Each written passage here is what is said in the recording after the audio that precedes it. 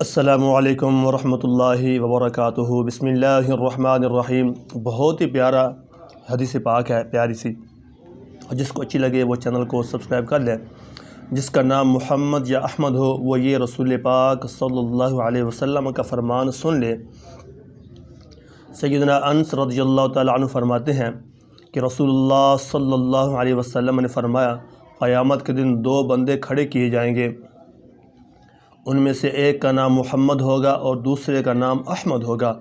اللہ تعالیٰ کی طرف سے حکم ہوگا کہ ان دونوں کو کہہ دو کہ جنت میں جاؤ، اور وہ دونوں عرض کریں گے، یا اللہ، ہم کس عمل کی وجہ سے جنت کے حقدار ہوئے، حالانکہ ہم نے کوئی عمل جنتی والا نہیں کیا۔